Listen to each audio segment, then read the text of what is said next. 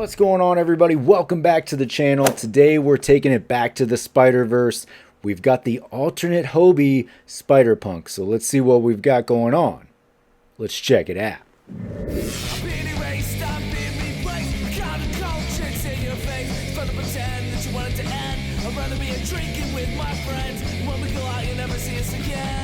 As promised, today we'll be taking a look at Spider-Punk. So let's see what we've got going on. Alright, so we get another wave of Spider-Verse figures here, right? So this probably going to be the only one I buy from this wave. It's just not my thing, but I am a fan of Spider-Punk, so that is the main draw for me. Not to mention you do get that alternate Hobie head, so kind of worth the price of admission there. You've got the guitar, you've got the extra hand, nothing else aside from that. Spider-Punk, Marvel Legends, Spider-Man Across the Spiderverse at the top. Flip it to the back. You've got a nice image of Hobie there. There's what's in the wave. Some good things, right? So for those of you who are into the aesthetic of these, it's pretty good stuff. Just, as I said, not really somewhere in my collection for these, but this one specifically for sure. Important information down at the bottom. Let's get them out of the box. Fresh out of the box, this is very much what you see, what you get, right? It is a straight up repaint, or even if you want to call it, I mean, there is some paint on there, but mostly just colored plastic for the same figure as the Spider-Punk before. The main draw to this is you get the two Hobie heads, right? So they gave you the one in the purple to go with the figure, and then automatically gave you a repaint of that for your regular Spider-Verse head that you can put on this figure here.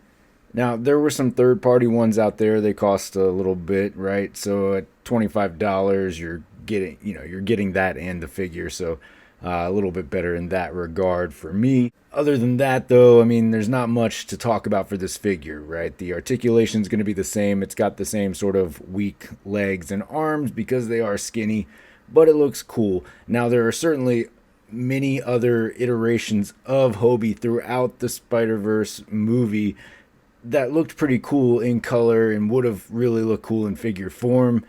They've gone with probably the easiest option here, right? So, again, I mean, if it's something you like, then go for it, right? I am here for it because it is a Spider-Punk figure and I'm looking to add to it, but there's not a whole lot to go with this figure. Moving in closer, we can get a good look at that first Hobie head sculpt. It looks good. I mean, it goes with the figure. It's simple, right? But I do think like the lighter purple and black really work well together from an aesthetic standpoint. So I'm not super upset about the choice. As I said, there are plenty of options that would have made for a cooler looking figure. But at the end of the day, it's alright. You got some details in there like you had on the previous version back there, just now more subdued because they are in that purple on black.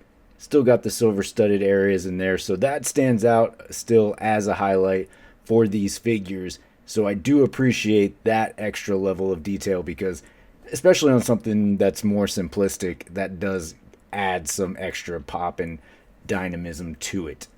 Even the bracelet down there has a little bit of extra paint in there and is an addition from this version, that version not having it. So you do get the bracelet on that side, same as that one. So a lot of similarities, of course, as you might imagine. Again, the big draw here are going to be your head sculpts. I think for a lot of people it's going to be this head sculpt in particular, and we'll certainly take a look at it on that first version of Spider-Punk because I think it's going to look really good. It's a really nice looking sculpt there. You've got some good detail in there. You can see the piercings coming through. I mean, it's exactly what I would expect, so I think it's really well executed. It's going to pop. It's going to look good on the first version if that's what you're going for.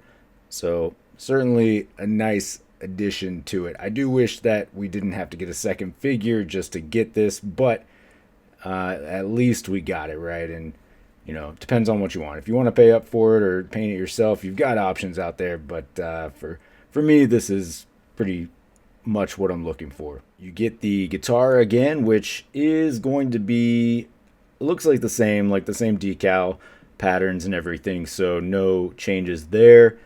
All in that purple and lighter purple pinkish color for the strap there.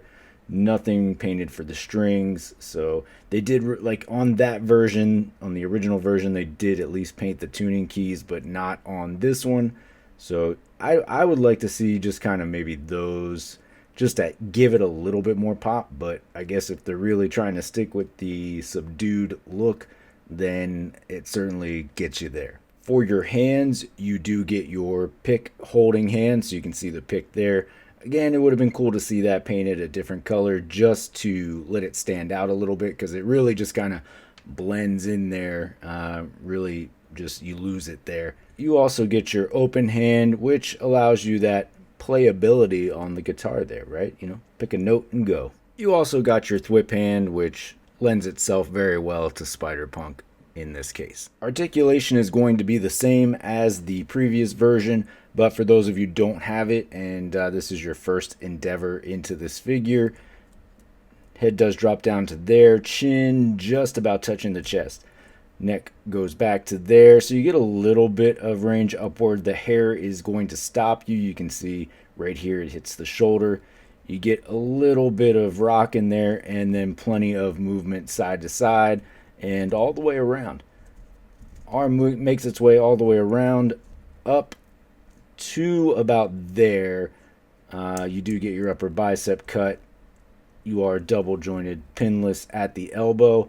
Again, the arms and legs on this figure they're thin, right? So they're a little bit weaker.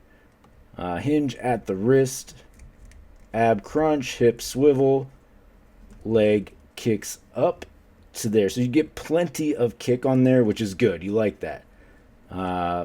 Flip it to the back. You know, it goes only back to about there, out to about there. Upper thigh cut, double jointed, pinless at the knee.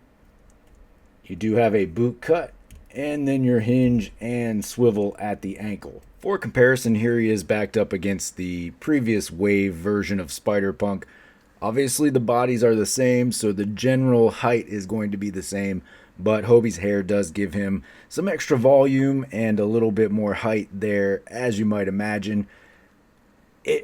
With these two side by side, I really see how much I like the first one better. It just pops, right? It's very dynamic looking with those bright colors. The alternate version, I think it'll look good side by side on a shelf, or depending on what you're going to do, you can make it work on your shelf. But I got to give it to the first one for sure as being the much better figure overall aesthetically. And here is your alternate Hobie head on that first Spider-Punk body, which looks fantastic. I already have one of these Spider-Punks open, displayed on the shelf. I got another one just so I could have the alternate head version as well. And this looks fantastic. This is certainly going to have a place on my shelf. For me, this was worth the price of admission on the box. And then having an alternate version is just kind of like a little cherry on top, if you will. All right, folks. Well, there you have it. There is your alternate version of Hobie Brown, Spider-Punk, however you want to call it, from the wave for Spider-Verse figures that's currently coming out. And it's an okay wave, not what I'm going for. I don't have any of the other ones, so I'm not going down that rabbit hole. For those of you that like it, though, I certainly understand and appreciate that. For me, it was just about getting this Spider-Punk figure, mostly so I could get that alternate head and put it on this body here. So it does give me some good options. I'm going to definitely have it on this stand here, more dynamic pose, put it with the other version, and kind of put it into a music display that I've got in the room here. So I've certainly got a home for it. So I like it for that reason. It's a fine figure. This body has its problems, of course, because it is lanky, a little bit rubbery in a way. So it seems a little fragile at times. But it has its upsides too, as it is certainly very flexible. You can certainly move it. It's got some good range on those legs, right? So do what you want with it. At the end of the day, for me, it's about finding a figure that is fun, has some playability, has some displayability. So it's got that. It's got what I need from it. I'm happy with it for that reason and that reason alone. That's the 2 cents, folks. I appreciate you checking out the video, staying this long if you have. Of course, you can find me on any of these socials down here. If you're interested in seeing the review on the previous Spider-Punk, I also have that. I will put that at the end of the video. Most importantly, though, don't forget to hit that like and subscribe below. And until next time, take it easy.